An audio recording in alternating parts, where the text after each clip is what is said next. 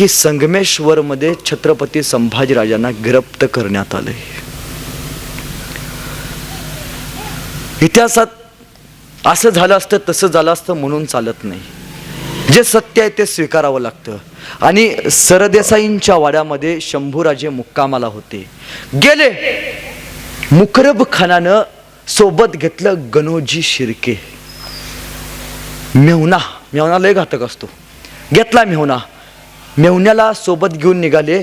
मेहुण्याची ओळख होती आजूबाजूची. राग होता की आपल्या विरोधात खटला दिला होता शंभूराजांनी. कारण महाराजांनी कधीच नात्यागोत्यांचा विचार केला नव्हता. महाराजांनी रयतेचा विचार केला होता. गणोजी शिर्केला घेऊन निघाले. निम्म्यात गेले. निम्म्यात काही धनगराची पोरं 4 उभी होती.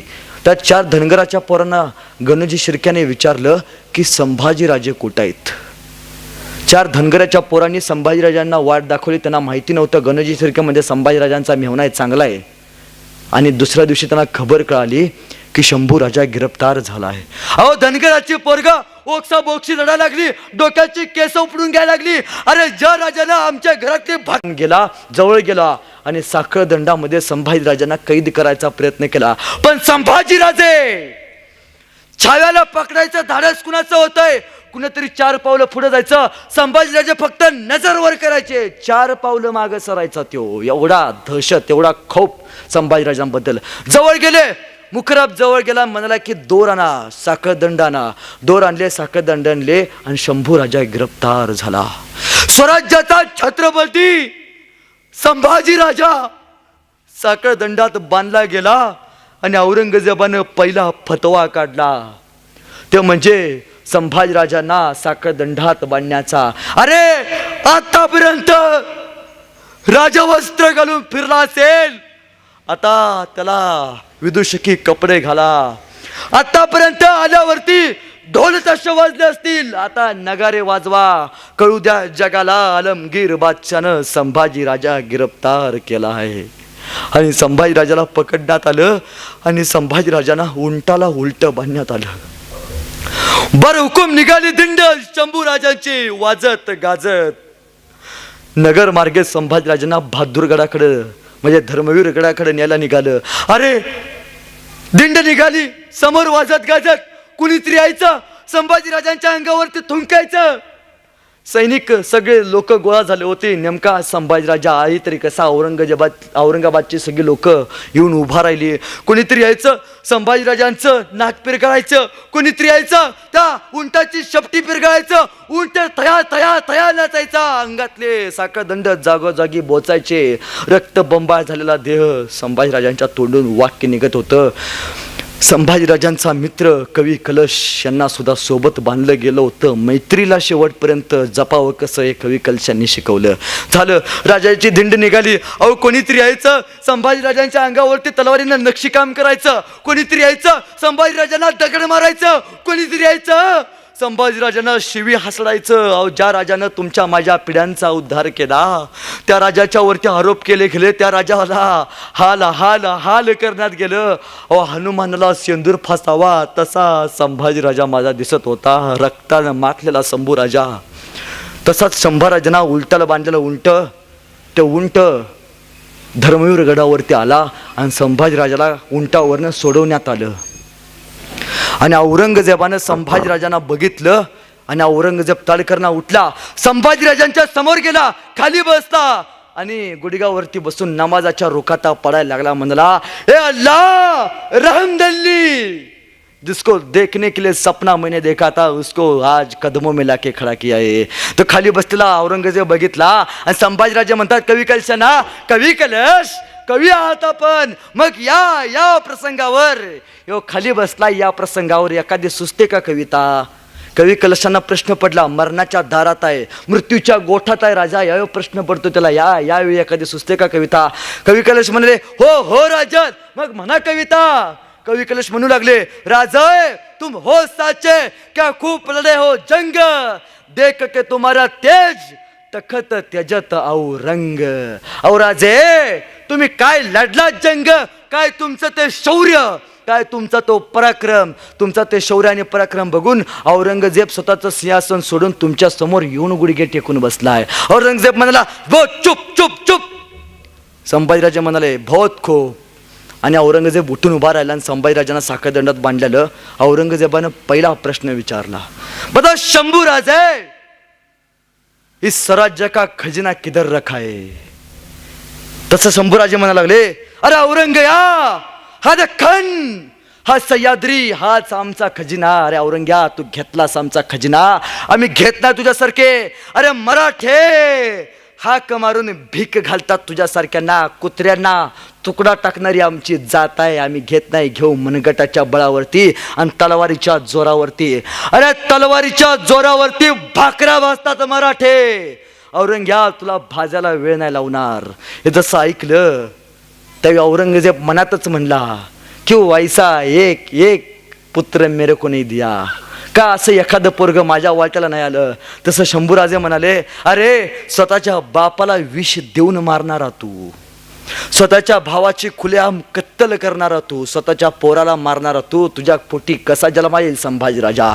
संभाजीराजा जन्माला येईल तो फक्त मासाहेबांच्या कुशीत आणि स्वराज्याच्या मुशीतच. झालं. दुसरा प्रश्न विचारला, तो म्हणजे औरंगजेब विचारतोय, बता शंभूराजे, मन कौन कौन से सरदार तुझ में सामील थे? संभाजीराजे म्हणाले, अरे तख्तासाठी रक्तावर उलटणारी जात नाही आमची, आई भवानीचेच होतो आम्ही. सळसळतं आमचं इमान. औरंगजेबा, ही सगळी माणसं आमचीच आहेत. तो म्हणला, चुप चुप. आणि औरंगजेबानं तिसरं फरमान काढलं, ते म्हणजे संभाजीराजांना वधस्तंभाला बांधण्यात आलं. आपला शंभूराजा, रणमर्तंड शंभूराजा वधस्तंभाला बांधला आणि पहिला फतवा निघाला वधस्तंभानंतर, तो म्हणजे संभाजीराजांचे डोळे काढायचा. अहो, ज्या डोळ्यांनी आयुष्याचं सौंदर्य बघितलं, ज्या डोळ्यांनी शिवरायांचं स्वराज्य मोठं होताना बघितलं, ते डोळे आता जाणार होते. तप्त लाल बुंद झालेल्या त्या सह्या घेऊन हपशी आले, जवळ आले, संभाजीराजांच्या जवळ आले. संभाजीराजे शांत उभा होते. जवळ आले, संभाजीराजांच्या जवळ आले. त्या लालबुंद तळा हातात घेतला, खुपसला डोळ्यात, हात हात हात हात केला, चर्र करणं डोक्याला वेदना झाल्या. भुबळं घेऊन बाहेर आल्या, डोक्यातनं रक्त, टोळ्यांतनं रक्त पडत होतं. संभाजीराजे शांत होते. संभाजीराजे एक शब्द सुद्धा बोलले नव्हते.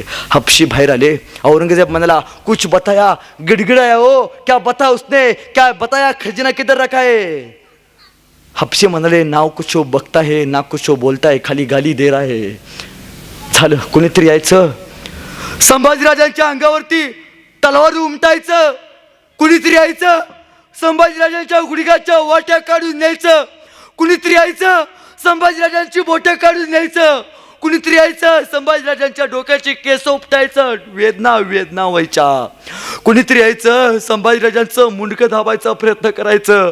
कुणीतरी यायचं, संभाजीराजांचं मांस कापायचं आणि गिधाडाला कुत्र्याला खायला घालायचं. अरे आपला राजा, ज्याचं मांस कुत्रा गिधाडांना खाल्लं गेलं. मित्रांनो, त्या राजाचा आपण वारसदार आहोत, ज्यानं आपल्याला स्वाभिमान शिकवला. त्या शंभूराजांना हाल हाल आपण किंवा अपेष्टा केल्या. अरे कोणीतरी यायचं, गरम पाणी घ्यायचं, मीठ टाकून अंगावरती टाकायचं, चर्र करणं चटका बसायचा, डोळ्यातनं अश्रू निघायचं. पण राजा गप्प होता. कोणासाठी? फक्त तुमच्या आणि माझ्यासाठी. ही माझी तरुण पिढी उद्या अभिमानानं स्वाभिमानानंच फिरावी, केवळ केवळ या भूमिकेसाठी. आणि दुसरा फतवा निघाला, ते म्हणजे संभाजीराजांचे कान कापायचे. हापशी हातात तलवार घेऊन आले, वधस्तंभाला देह बांधलेला. हापशी जवळ आले, संभाजीराजांच्या जवळ आले.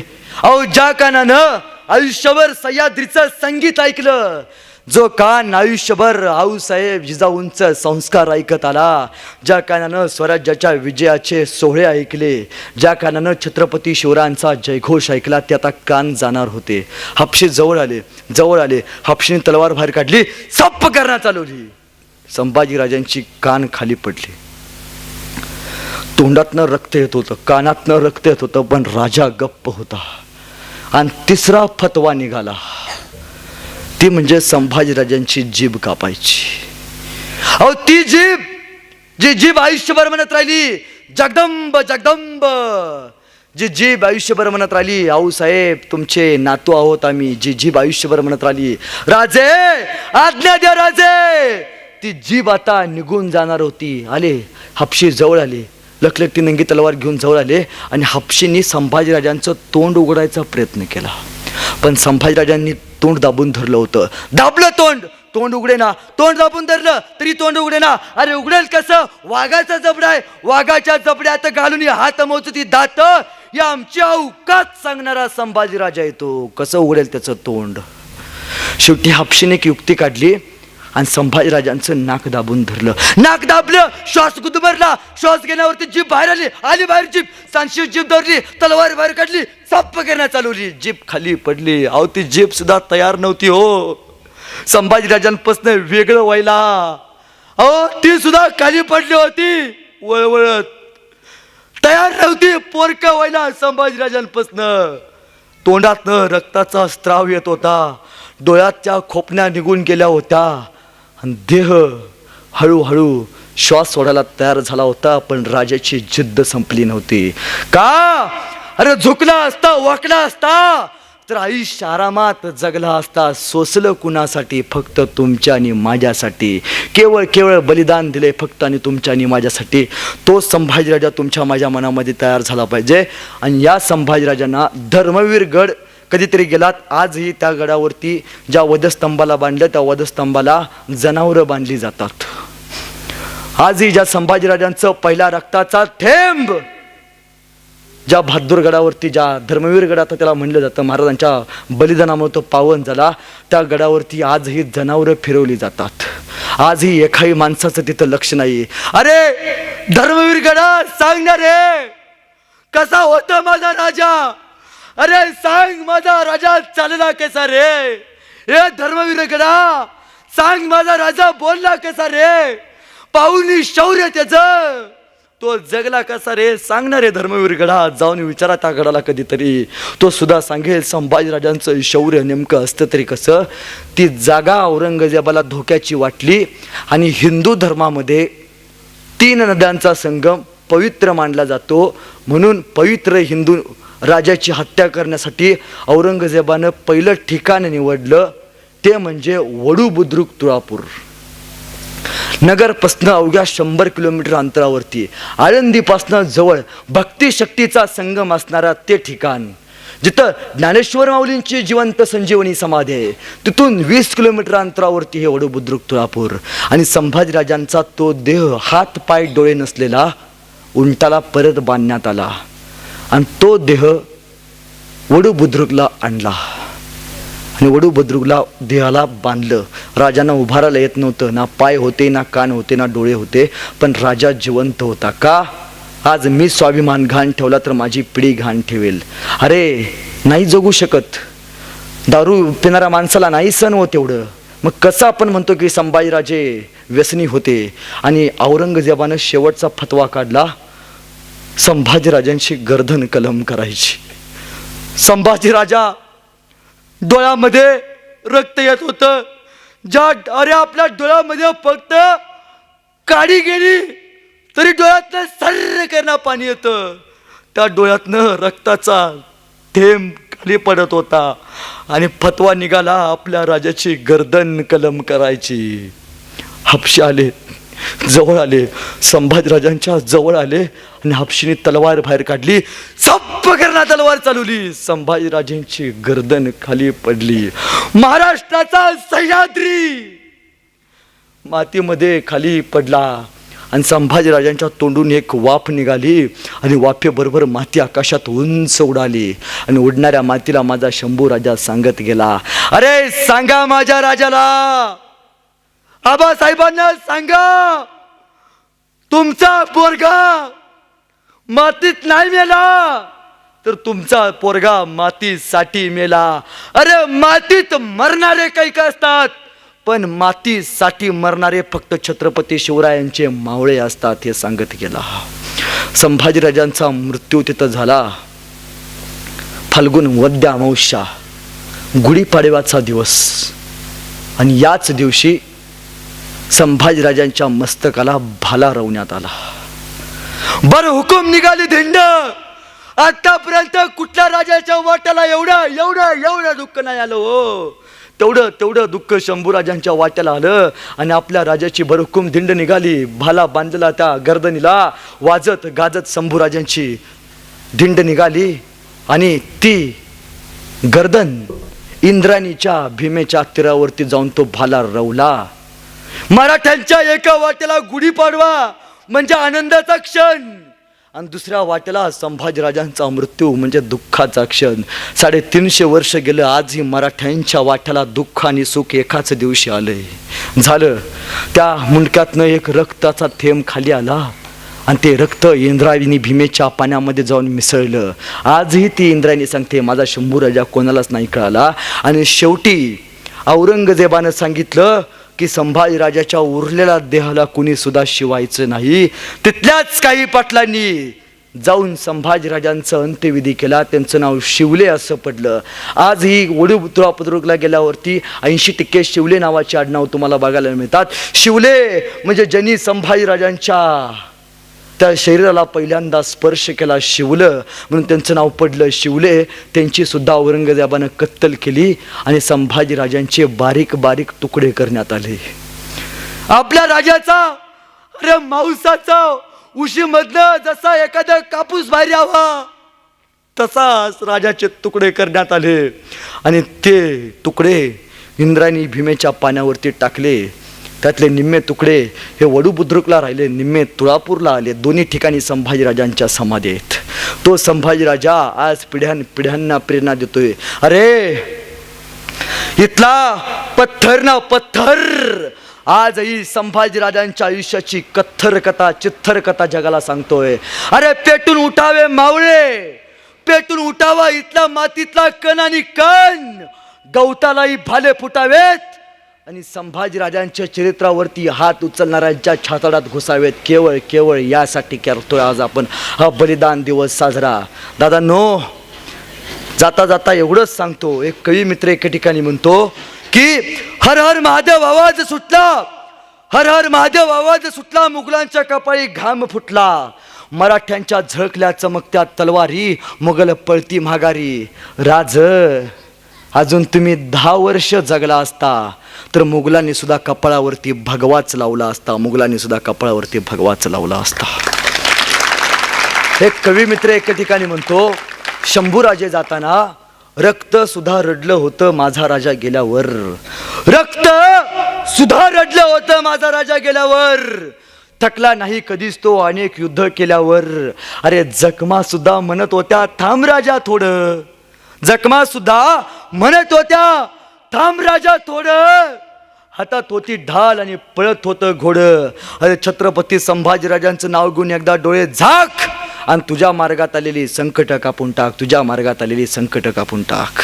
तो संभाजीराजा, त्या संभाजीराजांची शमशेर आज पिढ्यांना प्रेरणा देते. त्या संभाजीराजांच्या शमशेरीतून नवे संभाजीराजे जन्माला येतील, जे राष्ट्रभक्तीचं, राष्ट्रशक्तीचं आणि राष्ट्र निर्मितीचं गाण गात राहतील. एवढाच आशावाद व्यक्त करतो आणि आपल्या सगळ्यांची रजा घेतो. धन्यवाद.